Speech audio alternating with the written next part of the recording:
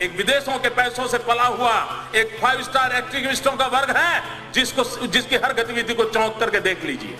उनका काम यही होता है, कोई भी घटना घटे तो आतंकवादियों को बौद्धिक प्रोटेक्शन के दिए वो मैदान में उतर आते हैं, नई नई मनगढ़ंत स्टोरियां गढ़ाते हैं, नए नए तर्क देते हैं और आतंकवाद के खिलाफ अगर किसी ने आवाज उठाई वो जैसे देश का दुश्मन है, कॉम्बिनर है, हिटलर है, न जाने कौन कौन से डिक्शनरी के शब्द हैं उसको निकाल के आते हैं। मित्रों, वो डरते हैं जो अपनी छवि के लिए मरते हैं। मैं तो वो इंसान हूं जो हिंदुस्तान की छवि के लिए मरता हूं, मुझे मेरी छवि की परवाह नहीं।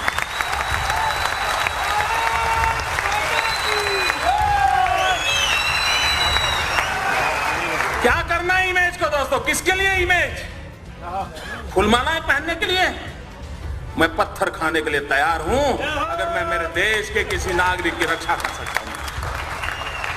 हो सकता है कुछ इलेक्ट्रॉनिक मीडिया वालों को अभी भी पता चला होगा कि इस देश में शांति रखते हैं।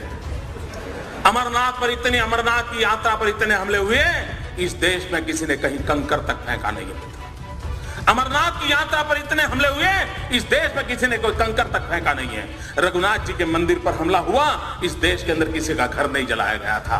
अयोध्या में प्रभु राम जी के मंदिर पर हमला हो गया, वाराणसी में हमला हो गया, इस देश में कंकर नहीं गिरा है। मित्रों, गुजरात के अंदर अक्षरधाम पर आतंकवादी आए थे। मित्रों, गुजरात ने बंद रखा था, लेकिन गुजरात में अक्षरधाम के बाद एक कंकर तक नहीं पड़ा है।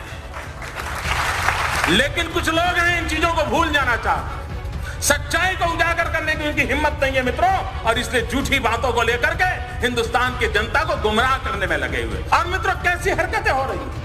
आतंकवाद ऐसे नहीं बढ़ रहा है। आतंकवादियों के हौसले उतने बुलंद नहीं हैं जितने रास्ते तैयार कर देते हैं जो आतंकवादियों को चलने काम आ रहे हैं।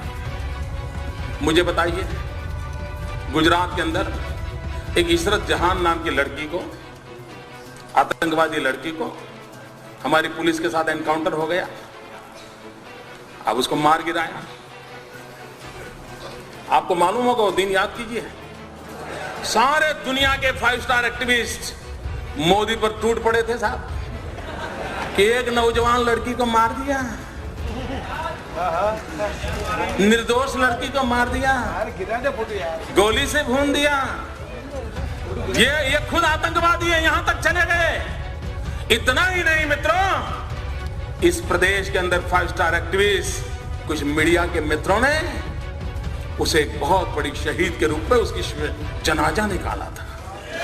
चद्दर चढ़ाने चले गए थे, चद्दर चढ़ाने चले गए थे, और एक पार्टी के नेता 1 लाख रुपया देकर के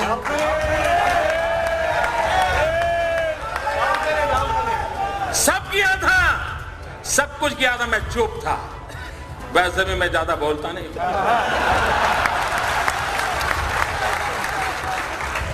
मैं सही जगह पर, सही भाषा में, सही समय पर बात करने का आदमी। सुबह शाम चीख कर अखबार की जगह खराब करने की मुझे आदत नहीं।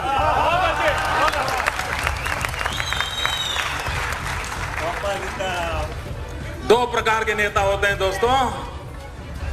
कुछ नेता हैं जिनको सिद्धि में विश्वास है, कुछ नेता हैं जिनको प्रसिद्धि में विश्वास है।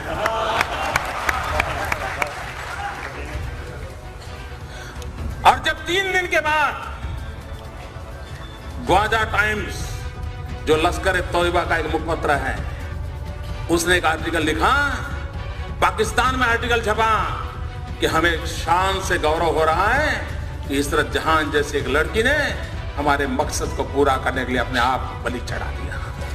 जब पाकिस्तान में, तब जाकर के चुप हो गए। फिर पता नहीं उनके वो रिकॉर्ड की वो कैमरा वाली चीजें कहां चली गई, वो चद्दर चढ़ाने वाले कहां चले गए, सारा खो गए। चुप है, 2 साल, इतने साल हो गए, चुप है, कोई पूछने वाला नहीं उनको। अगर मैंने ऐसी गलती की होती तो साहब मेरे बाल नोच लेते, मेरे बाल नोच लेते। इशरत जहान, मित्रों, अभी एक टीवी वाला बता रहा था कि किसी ने किसी लड़की को बम रखते देखा। मैं नहीं जानता वो सत्य क्या है। लड़कियों का उपयोग हुआ था। जिस दिन गुजरात ने इशरत जहान के एनकाउंटर में हत्या की, अगर महाराष्ट्र की पुलिस जाग जाती तो शायद ये लड़कियां बम रखने के लिए मैदान नहीं होती। लेकिन आपको परेशानी है, आपको निर्णय करने नहीं है, आप डरते हो। मित्रों, ये घटनाएं होती है जब ऐसी बयानबाजी होती है, इस प्रकार के जनाजे निकाले जाते हैं, चद्दरें उड़ाई जाती हैं, 1-1 लाख रुपया चढ़ाए जाते हैं, तब जाकर के आतंकवादियों का हौसला बुलंद हो जाता है कि यार कुछ तो अपने रिश्तेदार यहां हैं, अपना काम चल जाएगा।